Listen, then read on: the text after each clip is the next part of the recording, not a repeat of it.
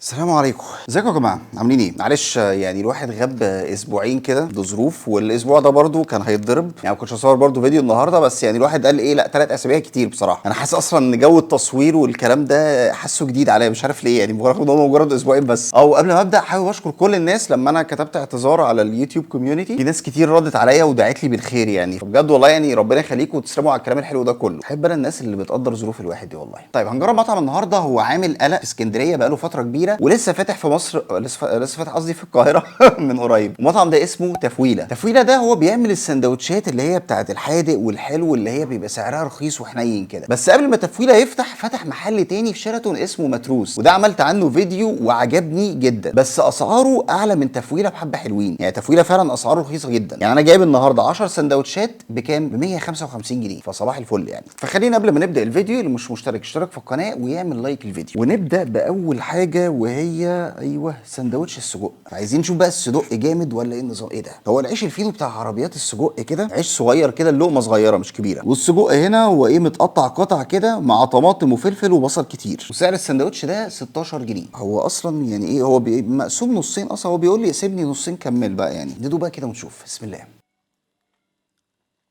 ناخد اخر حته فيه كده.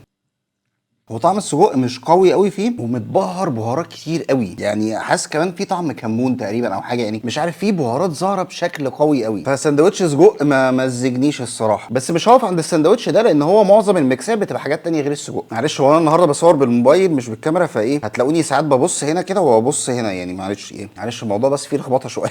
طيب هو المفروض ان انا عايز اجرب فاهيتا كيري بسطرمه، وده سعره 10 جنيه. فاهيتا عندهم بيبقى عباره عن لانشون متقطع كده وزيتون اخضر وفلفل اخضر. انا جايب 2 فاهيتا، واحد فاهيتا كيري بسطرمه والتاني فاهيتا مشكل جبن، والاتنين انا مش شايف فيهم اي بسطرمه. طب خلينا ندوق كده ونشوف.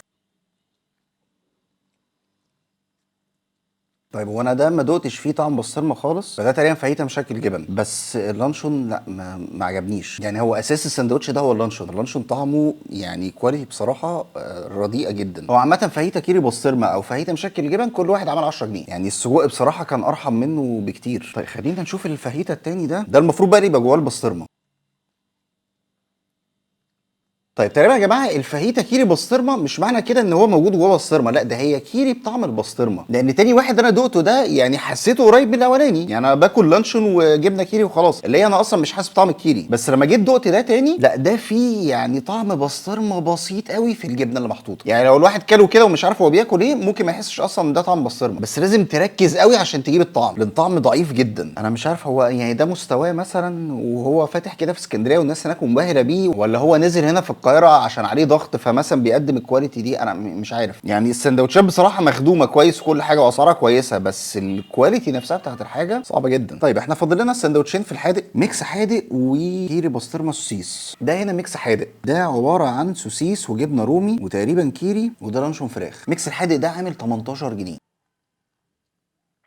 والله ده يعني اول حاجه اتقبلها في الفيديو ده. يعني طعم الجبنه الرومي بصراحه كويس، وطعمها هي اكتر حاجه ظاهره في الساندوتش. طعم السيس مش احسن حاجه برضو بصراحه، بس مع الميكس وكده شغال مش وحش، يعني يمشي حلو، بس برضو مفيش الحاجه اللي عارف الايه، يعني القويه دي اللي انت تقول واو وتحفه، لا مفيش. دايما نخش على اخر ساندوتش معانا، وهو ده كيري بسطرمه سوسيس. هنا بقى احنا ايه فهمنا المره اللي فاتت، كيري بسطرمه يعني كيري بطعم البسطرمه. انا كيري البسطرمه دي مش عارف، حاسس ان هي مختلفه عن اللي كانت محطوطه مع الفاهيتا، مش عارف يعني، حاسس ان طعمها ما فيهوش ريحه البسطرمه خالص بقى المره دي. ده غير ان السوسيس طعمه مش اقوى حاجه مع الكيري اللي انا مش حاسس فيها بطعم بسطرمه، فالموضوع ضرب يعني. انا مش عارف، ده السندوتشات الحادق هي اللي جايه يعني حالتها كويسه وشكلها ايه يجوع، وطلعت بالمنظر ده. السندوتشات حلوه، السندوتشات حلوه يا جماعه، جايه متدمره. يعني انا للاسف كان المفروض ان انا اروح اجيب الاوردر ده بنفسي، بس انا ايه جبته عن طريق ابلكيشن. السندوتشات جايه متبهدله خالص. هي اكيد طبعا مش غلطه المطعم يعني، بس قشطه. طيب يعني بالنسبه للحادق لا هو فاكس خالص الصراحه. طيب خلينا نخش يعني نحاول نصالح نفسنا كده بسندوتش من الحلو، وهو سندوتش لوتس. انا ببص برضه ببص هنا برضه، ما ببصتش هنا، معلش معلش. سندوتش لوتس ده يا جماعه عامل 13 جنيه. انا يعني مش عارف اقول ايه والله.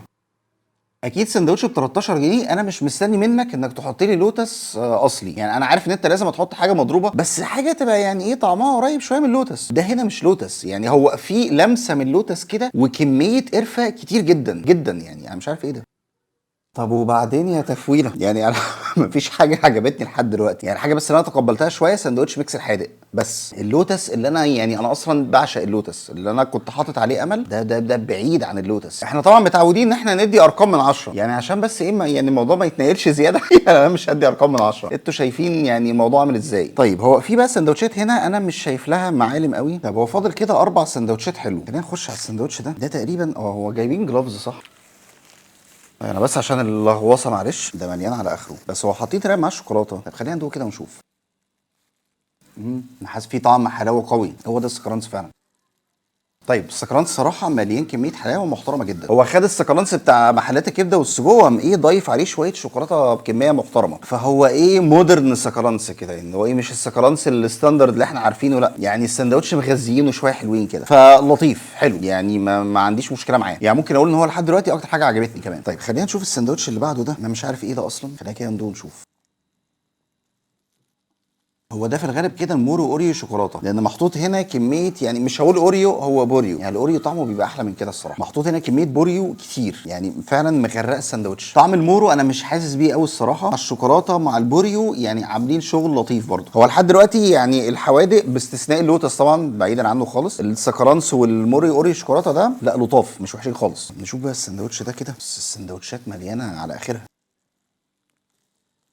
معلش يا جماعه هو ده السكرانس، لان هو ده تقريبا نفس اللي فات ده باستثناء ان هنا الشوكولاته كتير وفي هنا طعم مربى، والسكرانس دايما لازم يتحط عليه مربى. انا حتى كنت بستغرب هنا السكرانس ده ازاي مش محطوط عليه مربى. يعني يبقى اول واحد في الحلو جربناه اللوتس اللي ما عجبناش، تاني واحد اللي هو كريمه حلاوه الشوكولاته، وتالت واحد مورو اوريو شوكولاته، رابع واحد اللي هو ده السكرانس. لا سكرانس محترم الصراحه، بس دسم قوي وسكر يعني اوفر دوز للصبح. لا سكرهم كتير قوي قوي. يعني في متروس بصراحه لما جربت السندوتشات بتاعتهم، السندوتشات الحلو برضو مسكره وكل حاجه، بس الكريمه اللي حاطينها بتكسر السكر ده شويه. هنا لا السكر يعني مسافر كتير قوي زياده عن اللزوم. يعني السكرانس بصراحه يعني هو يعتبر اكتر حاجه عجبتني في الحلو لحد دلوقتي، يعني برضو المربى عامله شغل جامد قوي. نخش بقى على اخر سندوتش معانا، وده اسمه سوبر 95 وده عامل 25 جنيه. وانا شايف هنا اصلا كميه شوكولاته قد كده وفي بوريو تقريبا، ده غير فول سوداني، ففي قصه كده.